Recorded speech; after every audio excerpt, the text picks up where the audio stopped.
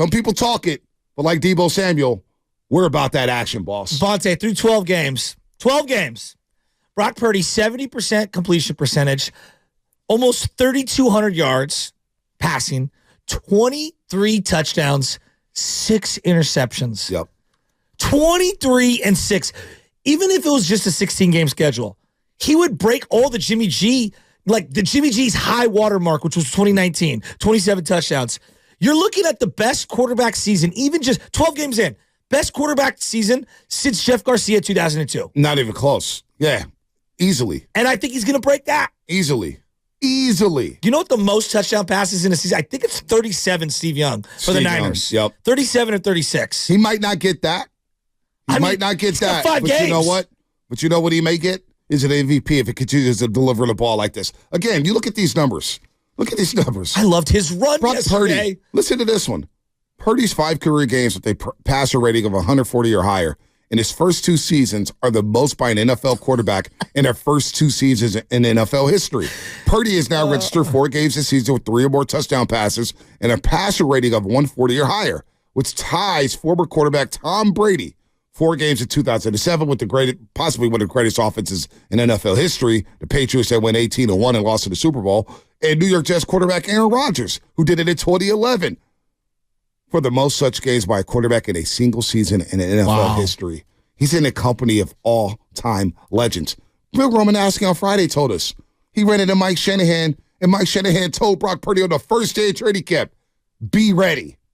Be ready. Your time is coming. We're like Romo. And Romo's just not saying things just to say things. He may get a little haywire. You got that sound right here? Here's Romanowski, who joined us last Friday about Brock Purdy. We had a Broncos reunion and for the Super Bowl, and I talked to Mike Shanahan about him. And, and I said, Mike, what is it about him?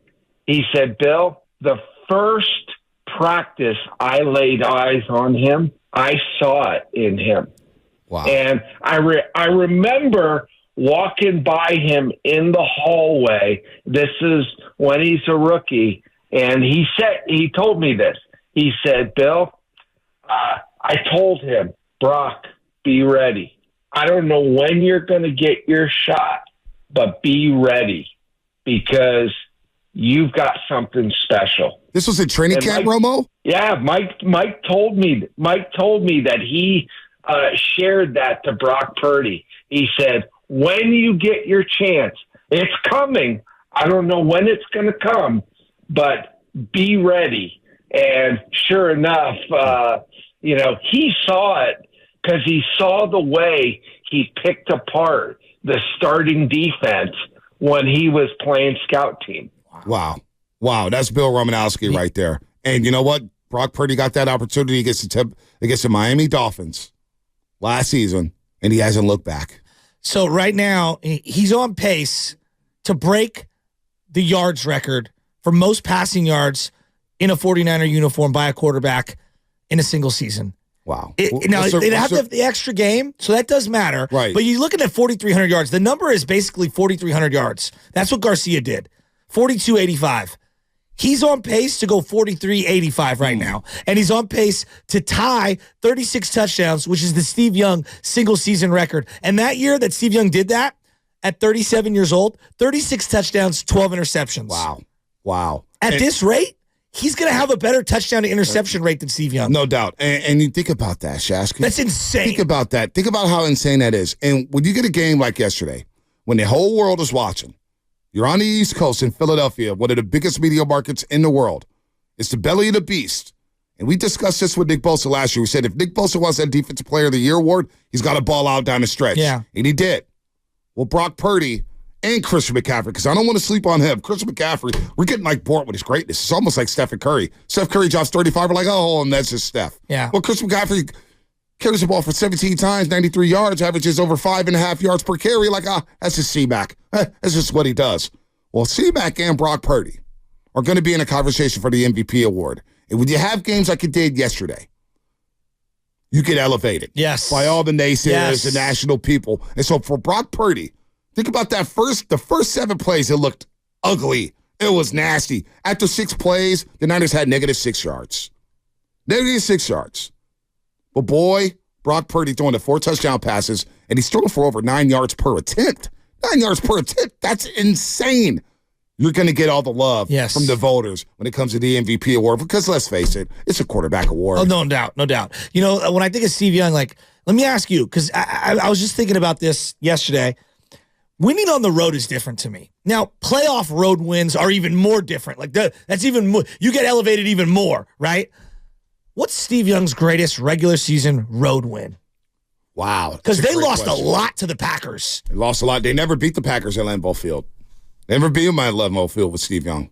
And the year that they won in 95 on the road in Dallas, Elvis Gerback was the quarterback. Now, I'm sure that someone will remember. I'm just going off the top of the head. Kaepernick, when he had such a great run, he won in New England, in New Orleans. Like, there were some big road wins. In Atlanta. Exactly. At Lambeau Field in 0-degree weather. That's what I'm saying. At Carolina when Cam Newton was basically playing like an MVP. Which is why I defend the Kaepernick run, although like it was short-lived.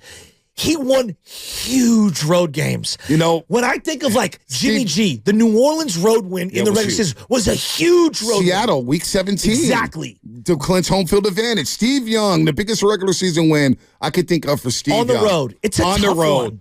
Early in the season of that Super Bowl year, where they go to Detroit, they're down 14-0. Exactly. And Steve Young is rolling around on the carpet with the injury and the throwbacks. And they rallied against Detroit. It's a good call. But that's it. That's not even... When you think of Detroit, like, they weren't world beaters during that time. No. They were good, but not that great. Well, and like when you go to Joe Montana, you can go to a lot of different road wins. Yeah. And most people are going to go to the 88 one against the Bears or the Philadelphia one. I was going to say playoffs, the 88 one against the Bears. But like regular season, we instantly revert. Oh, Philadelphia, Veterans Stadium. Oh, when they played in the Meadowlands and Joe came in and threw that dime to Jerry Rice. Jerry Rice for the game winner. Right? Like those ones get elevated. They get elevated.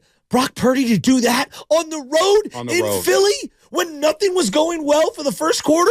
I don't know, man. 10-1 team. If you haven't bought in yet, I feel like you're never going to buy it. I think a lot of people are bought in. I think that ship I'm saying no, not us. I'm not talking about. I think most Niner fans. Yeah. I think most Niner fans have bought into Brock Purdy.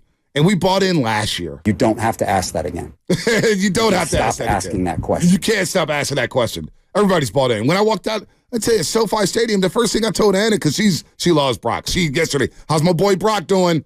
He's got 3 touchdown passes. She's on cloud 9 right now. Not only because it's baby Chez's birthday, but Brock Purdy's balling out. And if he wins the MVP, you best believe she's going to call the show and gloat about it. Because she was like, I'm telling you, I'll tell the story till I'm blue in the face.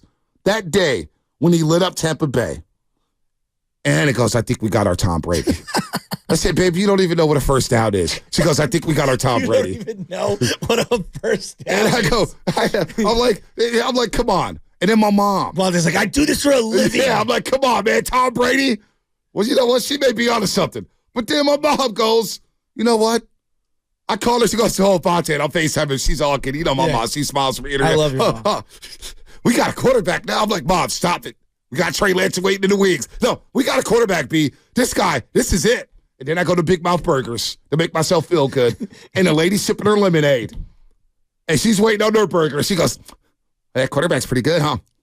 And I'm just like, what is going on around here? They didn't just win. They dropped 42 and were going away. They dominated the game from the 12-minute mark in the second quarter till the end. If they had an extra possession, they would have scored 50. Yeah. You know what? Queens of Noise on YouTube, women do have better intuition. They do. Because they were on it. But SoFi Stadium, when I told Ann, I said, you know what? I watched that entire football game, and not once was I worried about the quarterback. Not one time. So if you're not bought in, it's not too late. Purdy's going to be around for a while. I am a system. All right, let's go to Lamar. He's been hanging late on hold for a while. There were so many good throws. So many good throws. Ayuk, the timing of Ayuk. Kittle, the way he's orchestrating the offense. Both hands underneath that ball, full extendo. That's one of the better end zone grabs I've seen. We can nitpick that throw. It was a little low, but you know what? It got there. It's a touchdown pass. It's a better catch. Right, and it got Purdy rolling.